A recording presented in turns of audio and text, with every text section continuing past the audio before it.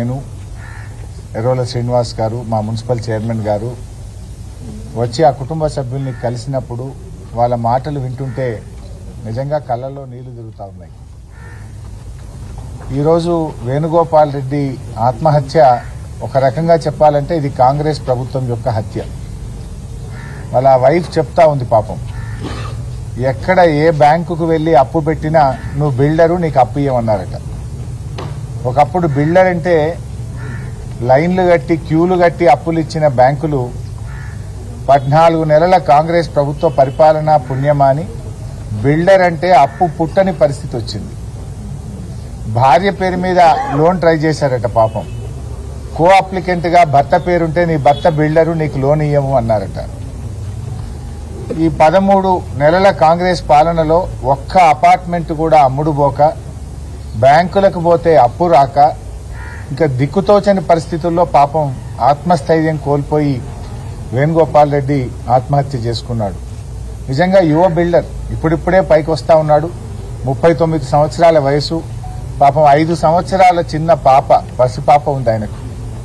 ఆ అమ్మాయి రాత్రంతా నాన్న నాన్న అని నిద్రలో ఏడుస్తూ ఉంది అని ఆ తల్లి రోధిస్తా ఉంటే హృదయం ద్రవించిపోతా ఉంది. ఇప్పటికైనా రేవంత్ రెడ్డి కళ్ళు తెరవాలి. నిజంగా వాళ్ళ కుటుంబ సభ్యులు మాట్లాడుతూ గొప్ప మాట అన్నారు. మా వాడి ప్రాణం పోయింది, ఇంకా మిగతా ప్రాణాలు పోకముందైనా ఇప్పటికైనా రేవంత్ రెడ్డి కళ్ళు తెరిచి మరిన్ని ప్రాణాలు పోకుండా చూడండి అని ఆ కుటుంబ సభ్యులు మాట్లాడుతూ ఉన్నారు. ఇవాళ రాష్ట్రంలో ఏమైపోయిందంటే 14 నెలల కాంగ్రెస్ పాలనలో రైతుల ఆత్మహత్యలు, చేనేత కార్మికుల ఆత్మహత్యలు, ఆటో డ్రైవర్ల ఆత్మహత్యలు, చివరికి బిల్డర్లు కూడా ఆత్మహత్యలు చేసుకునే పరిస్థితి వచ్చింది.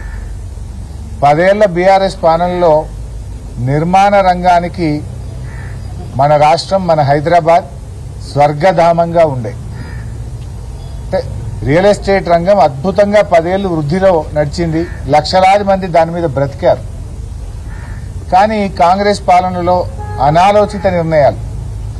ఒకసారి ఎప్పుడో ప్రెస్ మీట్ లో మాట్లాడుతూ ఉంటే రేవంత్ రెడ్డి గారు, నేను రియల్ ఎస్టేట్ నుంచి వచ్చినా నాకే రియల్ ఎస్టేట్ గురించి చెప్తావా అని ఉల్టా దబాయించాడు. కానీ ఏమైపోయింది ఇవాళ రియల్ ఎస్టేట్ రంగం? ఇప్పటికైనా రేవంత్ రెడ్డి గారు బేషిజాలకు పోకుండా ఈ హైడ్రా దుకాణాలు బంద్ చేయండి. వాళ్ళ ఆయన భార్య చెప్తా ఉంది, హైడ్రా వల్లనే ఎవరొచ్చి ఫ్లాట్లు చూడడము వెళ్లిపోవడం. వాస్తవానికి ఆయన నిర్మిస్తున్నటువంటి అపార్ట్మెంట్లో హైడ్రా సమస్య గాని ఎటువంటి ఇబ్బంది లేదు. కానీ ప్రజలు భయభ్రాంతులకు లోనవుతా ఉన్నారు. వచ్చి చూసిన వాళ్ళు ఎవరు కూడా ఫ్లాట్లు కొనడానికి ముందుకు రాకపోవడం, 13-14 నెలల్లో ఒక్క ఫ్లాట్ కూడా అమ్మకపోవడం, చేసిన అప్పులకు మిత్తీలు కట్టలేకపోవడం, బ్యాంకుల్లో లోన్లు రాకపోవడం, భవిష్యత్తు ఆగమ్య గోచరంగా ఉండడం, ఇప్పట్లో ఈ రంగం బాగుపడుతుందా, నా అపార్ట్మెంట్ అమ్ముతుందా అనే నమ్మకం ఆయన కుదరకపోవడం వల్ల చివరికి ప్రాణాల మీదకి వచ్చింది. అంటే ఇలా నువ్వు హైడ్రా అనేటువంటిది పెట్టి ప్రజలను భయభ్రాంతులకు లోన్ చేసినావు. ఇలా విదేశాల్లో ఉండే, అమెరికాలో ఉండే వాళ్ళు, ఇతర దేశాల్లో ఉండే వాళ్ళు హైదరాబాద్ లో అపార్ట్మెంట్ కొనాలంటే ఏమో హైడ్రా ఉందట అని వెనక ముందు అయిపోతున్నారు, ఆగిపోతున్నారు.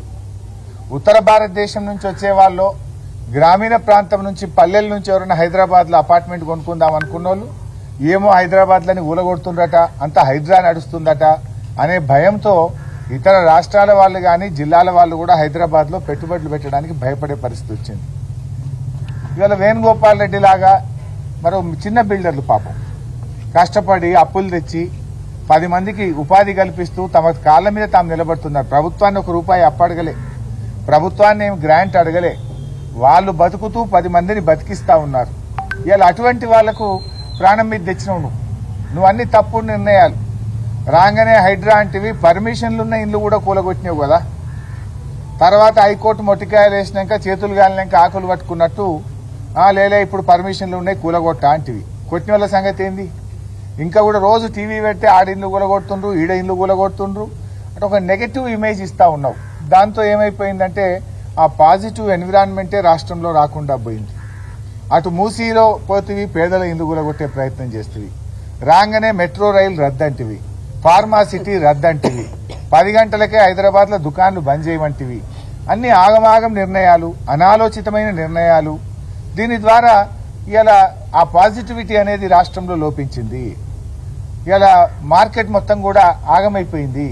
ఇవాళ జిల్లాల్లో కూడా అసలు ప్లాట్లు అమ్ముతలేవని, అపార్ట్మెంట్లు అమ్ముతలేవని, గేటెడ్ కమ్యూనిటీలు అమ్ముతలేవని, పిల్లల పెళ్లిళ్ళు ఉన్నాయి, పిల్లలు అమెరికా పోవాలి, ఏదైనా ఆపద పడ్డది, దవాఖాన ఉన్నది, అమ్ముకుందాం ఒక ప్లాట్ అంటే కూడా అమ్ముకోనటువంటి దయనీయమైన పరిస్థితి రాష్ట్రంలో వచ్చింది. 10 ఏళ్లలో కేసీఆర్ గారేమో హైదరాబాద్ అంటే దేశం మొత్తం హైదరాబాద్ దిక్కు చూసింది. ఉత్తర భారతదేశం వాళ్ళు వచ్చి హైదరాబాద్లో ఇన్వెస్ట్మెంట్ చేశారు. విదేశాల నుంచి హైదరాబాద్కి ఇన్వెస్ట్మెంట్స్ వచ్చాయి. కానీ మీరు వచ్చిన తర్వాత హైదరాబాద్ నుంచే బిల్డర్లు బెంగళూరు పోతున్నారు, బాంబే పోతున్నారు, నోయిడా పోతున్నారు. హైదరాబాద్ నుంచి బయటకు పోయే పరిస్థితి తెచ్చావు. మరి అలా ఈ వేణుగోపాల్ రెడ్డి గారి కుటుంబాన్ని ఎట్లా ఆదుకుంటారు? నేను ప్రభుత్వాన్ని మరి బిల్డర్స్ అసోసియేషన్ కూడా విజ్ఞప్తి చేస్తా ఉన్నా. ఇది మీ బాధ్యత కూడా. మీ తోటి బిల్డర్ చనిపోయినప్పుడు బిల్డర్స్ అసోసియేషన్ మొత్తం కూడా ఆ కుటుంబానికి అండగా నిలబడి ఆ చిన్న పాపను, ఆ కుటుంబాన్ని నిలబెట్టాలని చెప్పి మన తెలంగాణ బిల్డర్స్ అసోసియేషన్స్ ను నేను కోరుతా ఉన్నా. ఇక 2 అసోసియేషన్స్ ఉన్నట్టున్నాయి. ఇద్దరు కూడా ముందుకు రావాలి, స్పందించాలి, ఈ కుటుంబాన్ని ఆదుకోవాలి.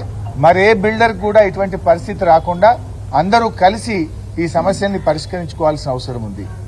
రేవంత్ రెడ్డి గారు కూడా ఆత్మవిమర్శ చేసుకొని రియల్ ఎస్టేట్ అంటే నాకు బాగా తెలిసిన మాటల్లో చెప్పడం కాదు, మీరు వచ్చి వేణుగోపాల్ రెడ్డి గారి కుటుంబాన్ని పరామర్శించండి, ఆ ఫ్యామిలీ మెంబర్స్తో మాట్లాడండి, వాళ్ళకి ఏం కష్టం జరిగిందో అర్థం చేసుకోండి. ఇది మిగతా వారికి ఇలాంటి పరిస్థితి రాకుండా పరిస్థితిని చక్కబెట్టే ప్రయత్నం చేయండి.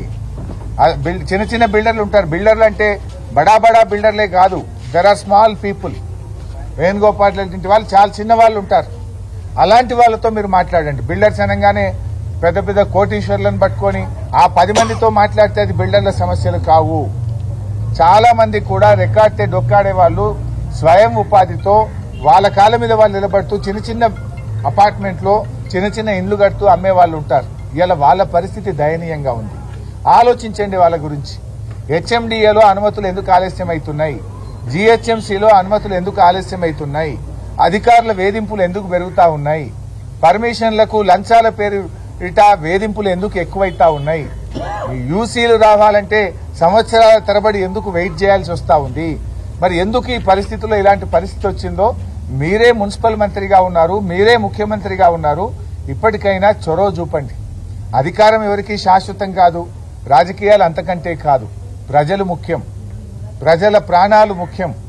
అందువల్ల బాగా ఆలోచించి మీరు సీరియస్గా ఈ అంశాన్ని రివ్యూ చేసి ఈ కుటుంబాన్ని ప్రభుత్వం కూడా ముందుకొచ్చి ఆదుకోవాలని, ఇలాంటి పరిస్థితి ఇంకెవరికి హైదరాబాద్లో రాకుండా ఉండడానికి, ఈ రియల్ ఎస్టేట్ రంగం మళ్లీ పూర్వ వైభవాన్ని పొందే విధంగా ప్రభుత్వం చొరవ చూపాలని, బేషిజాలకు పోకుండా ఆత్మవిమర్శ చేసుకోండి, గుండె మీద చేసుకొని ఆలోచించండి.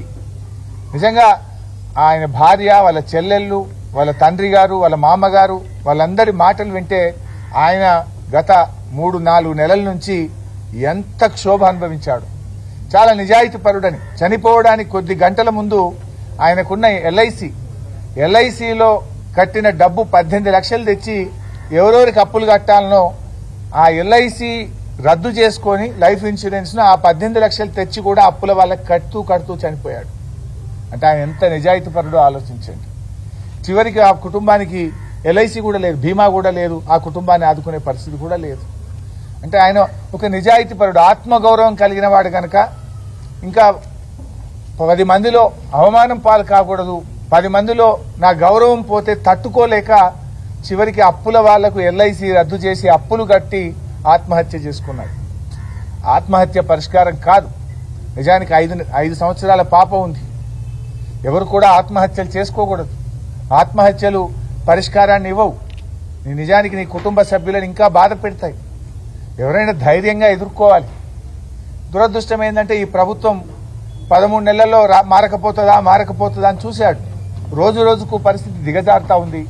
ఇంకా భవిష్యత్తు ఆగమ్య గోచరంగా కనబడి చివరికి తన ప్రాణాలు తీసుకున్నటువంటి పరిస్థితి. బీఆర్ఎస్ పార్టీ పక్షాన తప్పకుండా ఆ కుటుంబాన్ని కాపాడుకుంటాం. ఆ కుటుంబానికి అండగా నిలబడి మా వంతుగా మా స్థానిక శాసనసభ్యులు పార్టీ తరఫున కూడా ఆ కుటుంబానికి సహాయాన్ని అందిస్తాం. భవిష్యత్తులో ఆ కుటుంబాన్ని నిలబెట్టడానికి అన్ని రకాలుగా మేము ప్రయత్నం చేస్తాం. బిల్డర్స్ అసోసియేషన్ కూడా ముందుకొచ్చి అసోసియేషన్లు అనేటువంటివి మీ హక్కుల సాధన కోసమే కాదు, మీ సంఘంలో ఎవరికైనా కష్టం వచ్చినప్పుడు నిలబడడంపుడే ఆ అసోసియేషన్ కు ఒక అర్థం ఉంటుంది. లేకపోతే ఎందుకు అసోసియేషన్ లేదు? 5 రోజులు అయింది, ఇన్ని బిల్డర్స్ అసోసియేషన్స్ ఉన్నాయి. ఒక్క అసోసియేషన్ వచ్చి కూడా మరి ఎందుకు ఆ కుటుంబానికి ధైర్యం చెప్పలేకపోయిందని నేను అడుగుతా ఉన్నా. ఆలోచించాలి కదా. అంటే బడా బాబులు మీరు పెద్ద పెద్ద షోలు పెట్టి పెద్ద పెద్ద కార్యక్రమాలు చేస్తూ ఉంటారు. మరి ఇలాంటి మీ తోటి బిల్డరు ఆత్మహత్య చేసుకుంటే కనీసం ధైర్యాన్ని ఇవ్వాల్సినటువంటి బాధ్యత కూడా మీకున్నది. బిల్డర్స్ అసోసియేషన్స్ కూడా ఆలోచించాలని కూడా నేను విజ్ఞప్తి చేస్తున్నా. రేవంత్ రెడ్డి ప్రభుత్వం కూడా ఇప్పటికీ స్పందించలేదు, చీమగుట్టినట్టు కూడా లేదు. మీకు యూ షుడ్ ఫీల్ షేమ్. మీ పాలనలో మొదటిసారి ఈ రాష్ట్రంలో బిల్డర్ ఆత్మహత్య చేసుకున్నారు. ఇప్పటిదాకా రైతుల గురించి విన్నాం, చేనేత కార్మికుల గురించి విన్నాం, ఆటో కార్మికుల గురించి విన్నాం. బిల్డర్లు ఆత్మహత్య చేసుకునే పరిస్థితి మొదటిసారి వింటున్నాం. ఇది చాలా బాధాకరం, దురదృష్టకరం. ఇప్పటికైనా స్పందించండి.